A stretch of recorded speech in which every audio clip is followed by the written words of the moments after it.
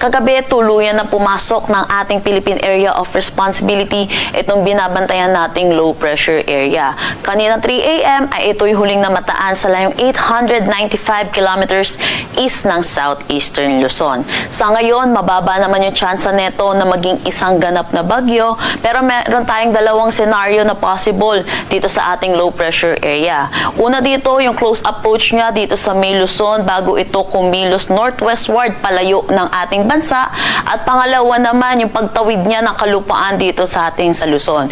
Ano bang senaryo yung mangyari po dito? Inaasahan natin magdadala pa rin ng mga pag-ulan itong low pressure area natin, lalo na dito sa May Luzon, Bicol Region at Eastern Visayas. Patuloy po natin monitor itong low pressure area natin, kaya tutok po tayo sa updates na nilalabas ng Pag-asa.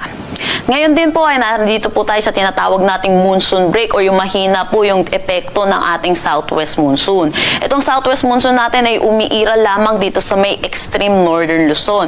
At inaasahan din natin, mababa din yung tsansa ng mga significant rainfall dito. At inaasahan natin dito sa may Batanes at Babuyan Islands, makakaranas naman sila ng maaliwalas na panahon.